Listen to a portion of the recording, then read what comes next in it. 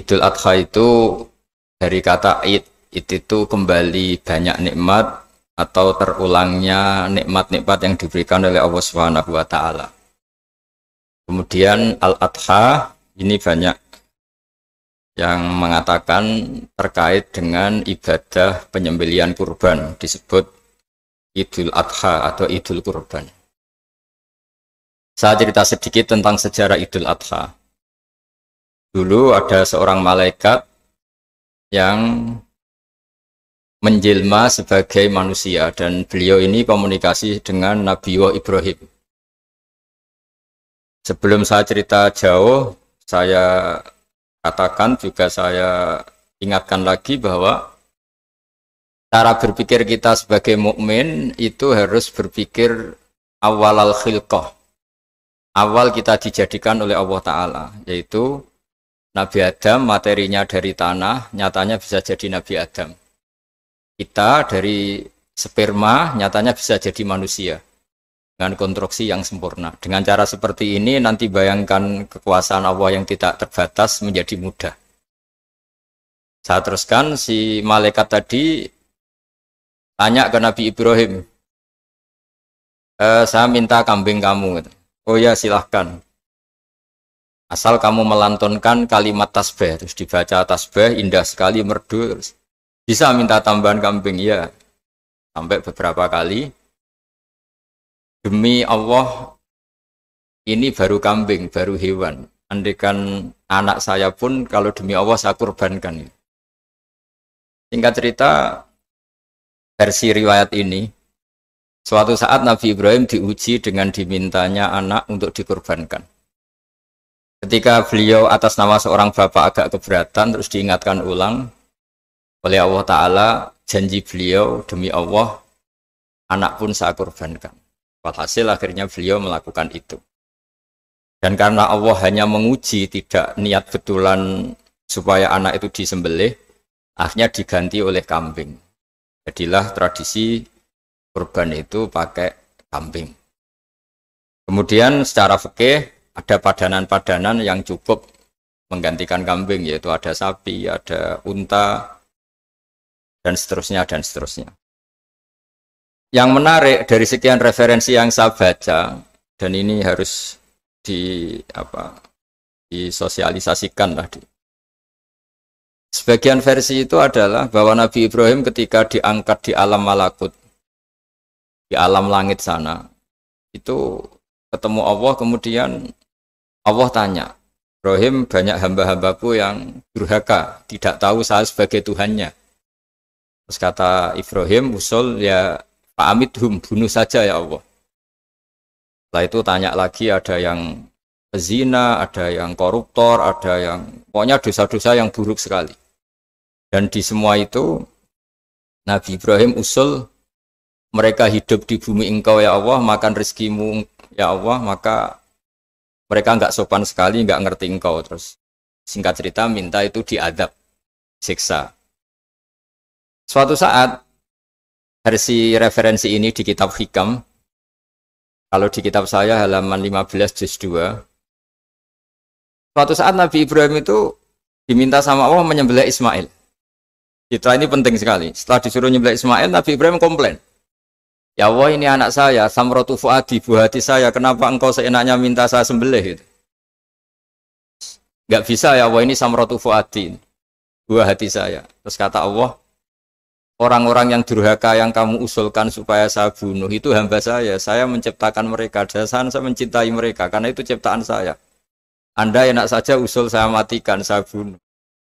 Sekarang ketika Anda usul, saya tidak mikir. Kenapa ketika saya usul kamu mikir? Terus akhirnya Nabi Ibrahim mau oke ya Allah. Setelah itu terus semenjak itu Nabi Ibrahim itu begitu sayang sama hamba-hambanya Allah. Sehingga dari cerita yang paling masyhur, ketika Abu Bakar As-Siddiq begitu lemah lembut sama hamba-hamba Allah yang lain, Nabi Muhammad mensepadankan dalam hal ini sama Nabi Ibrahim, hati kamu sehalus Ibrahim. Yaitu Nabi Ibrahim, beliau akhir-akhir punya komitmen, faman tabi'ani fa innahu minni wa man asani fa innaka ghafurur rahim. Ya Allah, orang yang ikut sunnahku maka jelas bagian dari saya.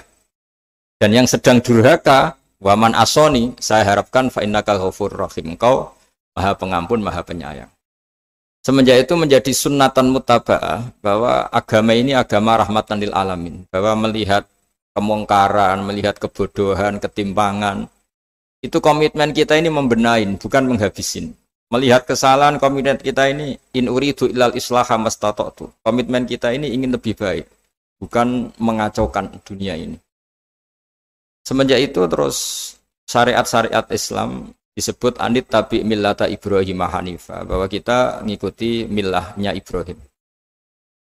Sebab itu kemudian setelah ini menjadi sunnatan mutaba'ah, bahkan banyak ulama yang berpendapat ketika Rasulullah SAW mi'raj, itu dari sekian Nabi Ulul Azmi yang enggak ketemu itu Nabi Nuh.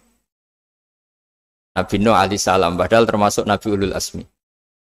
Itu banyak yang menganalisis karena Nabi Nuh itu pernah berdoa, Rabbi la tadhar alal ardi minal kafirina dayar. Nabi Nuh adalah Nabi yang pernah cara Jawa maksudno kaumnya, mendoakan buruk sama kaumnya. Dan itu tidak manhaj, tidak metode yang Nabi Muhammad disuruh ikut metode itu. Tapi Nabi disuruh ikut manhaj atau pola sosiologi, pola dakwah atau pola sosial yang harus mengikuti Nabi Ibrahim anit tabi millata Ibrahim Hanifah. Nabi Ibrahim itu orang yang sangat lemah lembut, yang ngendikan faman tabi'ani fa innahu minni wa man asani fa innaka ghafurur rahim.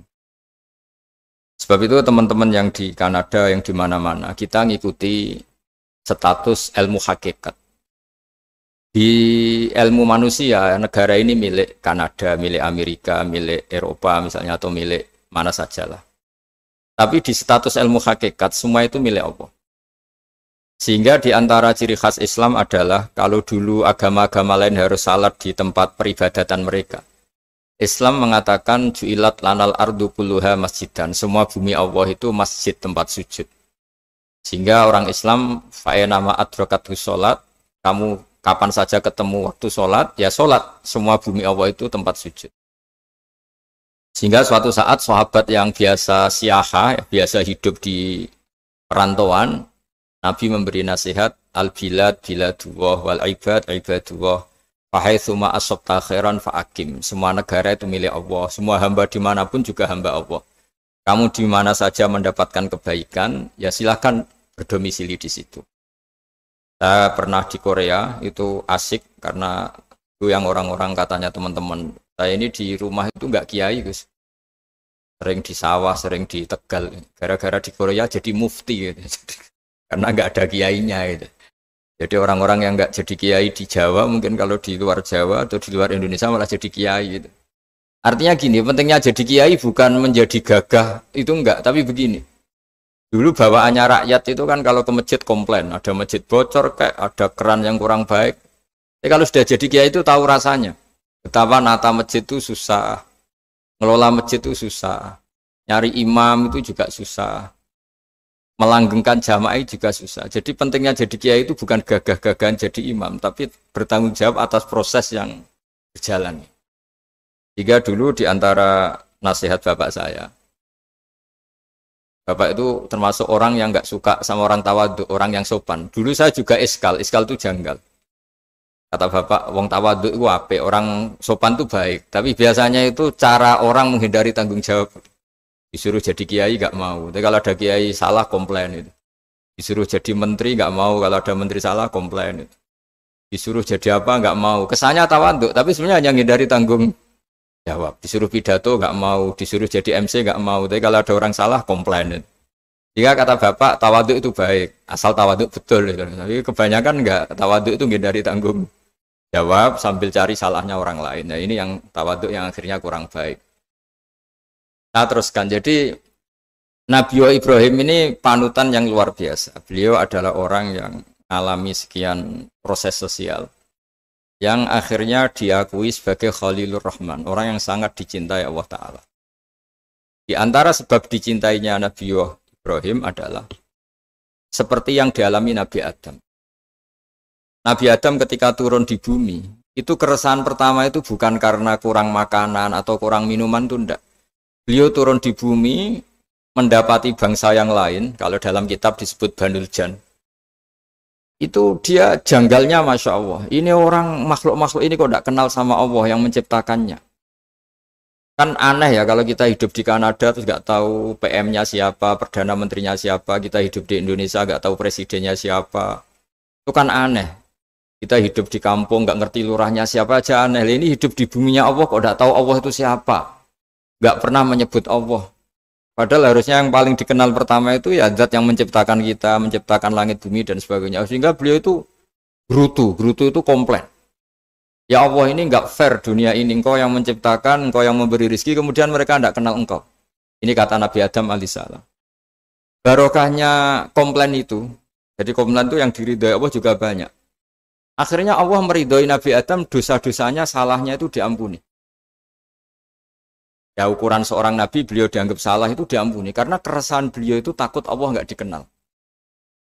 Nah, masjid yang di Kanada di Montreal juga ketakutan kita ini jangan sampai orang Islam tidak punya tempat ibadah. Meskipun setelah punya tempat ibadah, ketakutan kita jangan-jangan ibadahnya tidak sesuai sunnah Rasul. Setelah sesuai sunnah Rasul kita takut lagi, jangan-jangan memaksa sesuai tapi karena ingin benar. Dan setelah ingin benar, takutnya secara tasawuf ngimani kebenaran itu. Bukan ngimani rahmatnya Allah, tapi ngimani kebenaran itu. Akhirnya jadi ujub. Ujub itu bangga amal diterima karena kebaikannya, bukan karena fadlnya Allah, karena anugerah. Nah ketakutan-ketakutan ini khas orang soleh. Orang soleh itu kalau nggak sholat takut. Setelah sholat takut nggak sesuai syarat rukun. Setelah sesuai semua takut iktimat alal amal. Membanggakan kebenaran, tapi bukan membanggakan luasnya rahmatnya Allah Ta'ala. Sehingga di luar ilmu fikih ada ilmu namanya ilmu tasawuf, ilmu yang mengelola hati. Jadi ibarat orang itu kalau yang paling masyhur dalam cerita-cerita orang sufi, ada orang sudah masuk surga karena tidak pernah dosa sama sekali.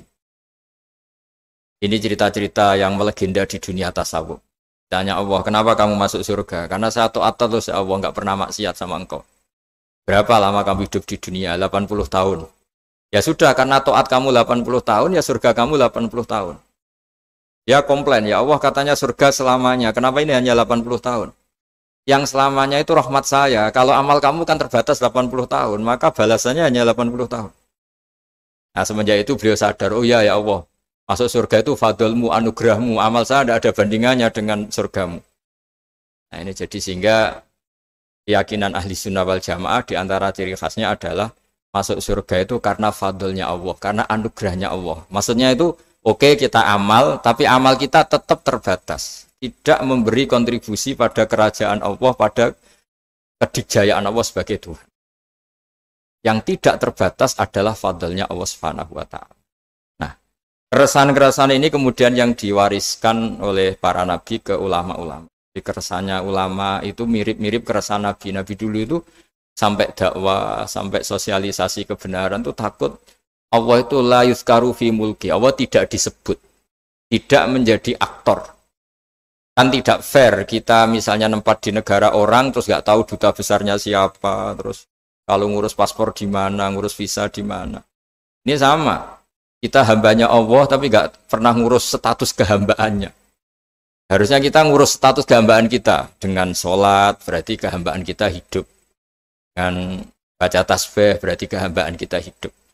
Makanya dalam sebuah ayat disebutkan masuk surga itu gampang. Yang susah itu kamu masuk status kehambaan itu.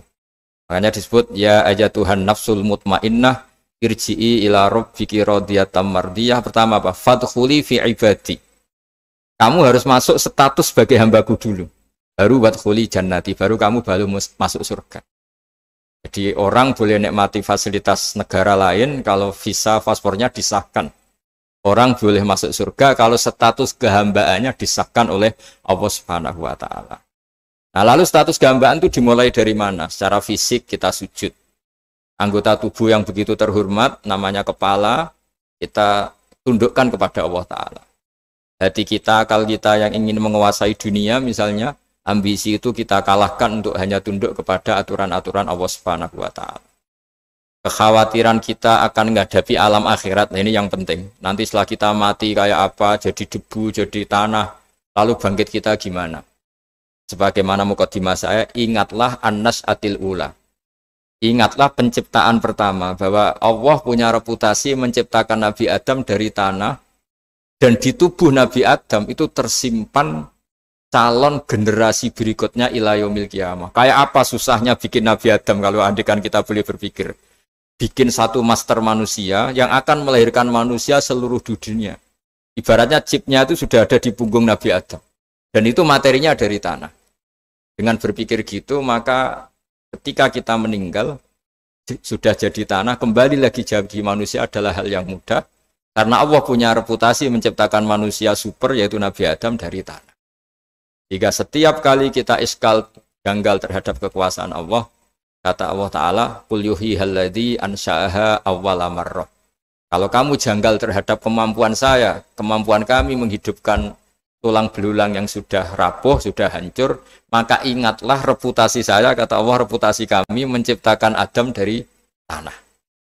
Ya, para nabi itu, ini semoga teman-teman yang di Kanaja masih ingat betul iman yang dilatih para guru kita di Jawa, di Indonesia. Para nabi itu saking imannya sama Allah, itu tidak ada, sampai kasarnya itu nggak tahu bedanya antara hal itu masuk akal maupun tidak. Saya beri contoh begini, kalau dalam ilmu tauhid, dan ini harus kita latih terus sampai ketemu Allah Ta'ala. Ketika telur jadi ayam, itu sebetulnya itu kita juga tidak ikut mampu bikin telur jadi ayam. Tapi berhubung sering terjadi, kita bilang telur jadi ayam itu mungkin. Mungkin itu ya mungkin sering terjadi. Padahal sering terjadi ini juga tidak yang jenis kita ikut berkontribusi. Lalu ketika sering terjadi ini kita bilang itu mungkin. Padahal saat kita bilang mungkin, juga hakikatnya kita tidak ikut menciptakan telur menjadi ayam. Lalu karena seringnya telur jadi ayam, kita bilang telur jadi ayam itu mungkin. Mungkin itu gak muhal. Begitu juga bebijian, nanti jadi pohon besar, yang rindang, yang berbuah, kita katakan mungkin. Kenapa kita katakan mungkin? Karena itu sering terjadi. Toh kita pun tidak ikut menciptakan biji jadi pohon besar, telur jadi ayam. Artinya apa? Zaman sesuatu itu sering terjadi, kita pun sebetulnya tidak pernah ikut menciptakan. Hanya menyaksikan sering, terus kita bilang itu mungkin. Tapi kita tidak memberi kontribusi sama sekali. Semua itu karena kudrohnya Allah, kemampuan Allah.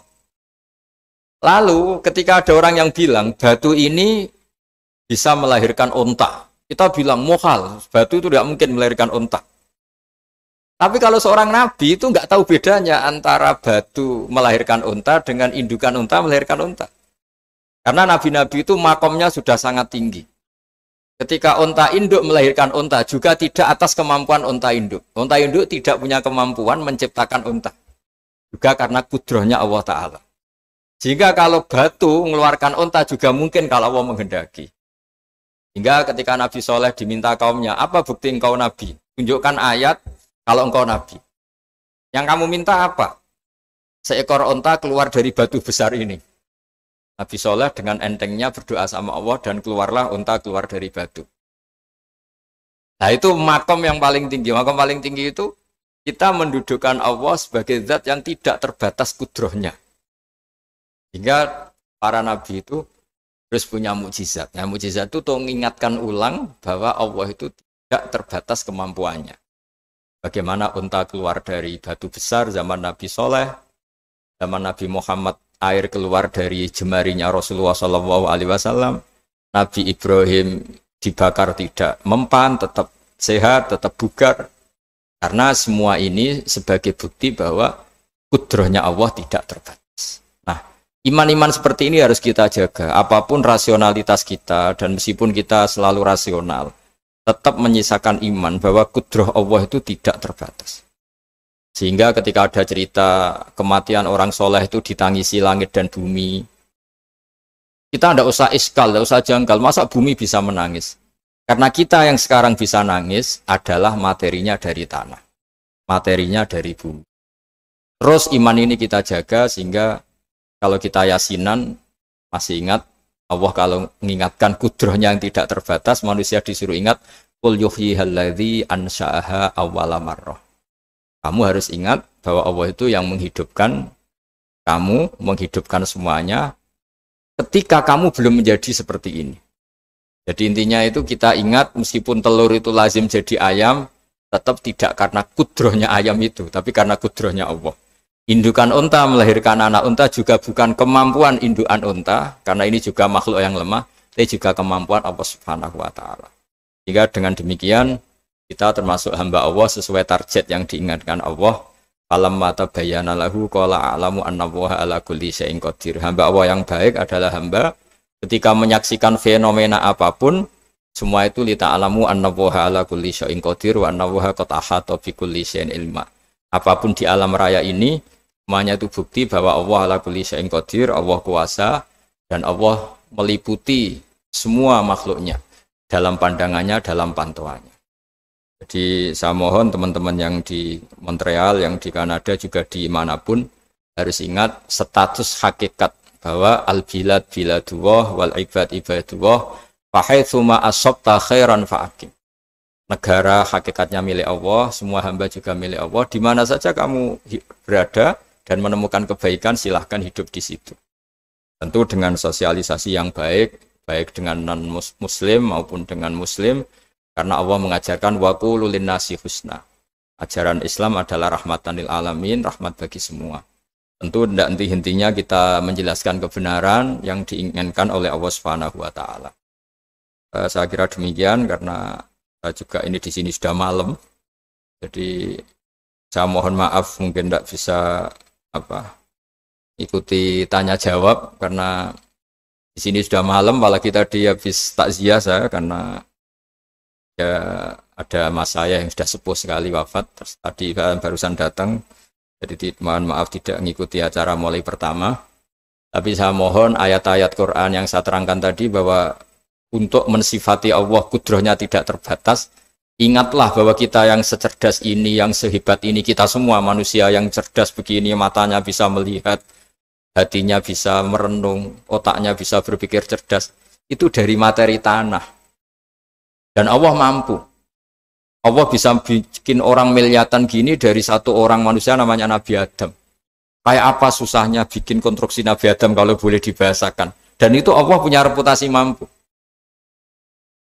Dengan cara seperti itu kita akan gampang iman bahwa kita setelah meninggal dan menjadi tanah, ya sama seperti kita masih hidup. Zaman kita hidup ya tidak tahu cara kerja jantung kita, nafas kita, uratnya gimana, terus sistem tubuh. Meskipun ilmu medis ngerti mengurai itu, tapi tetap saja hanya ngerti, tidak menciptakan. Yang menggerakkan jantung, organ tubuh kita tetap Allah Subhanahu wa Ta'ala. Dia yang Al-Fa'ilul Mukhtar, dia yang semuanya mengendalikan kita. Artinya zaman kita hidup pun sebenarnya kita yang tidak mengendalikan kita. Nafas kita ya dalam kendali Allah, ikhtiar kita dalam kendali Allah. Sama setelah kita mati juga dalam kendali Allah.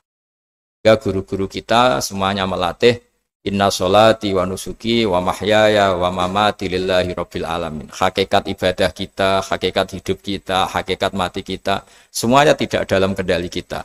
Semua itu dalam kendali Allah Ta'ala. Dengan demikian terus kita insya Allah ingin jadi hambanya dulu. Baru setelah jadi hambanya, baru sah menjadi ahli penghuni surganya.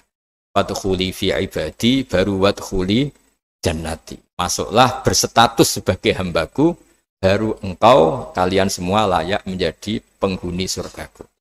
Mohon maaf atas semua kesalahan. Billahi taufik. Wassalamualaikum warahmatullahi wabarakatuh.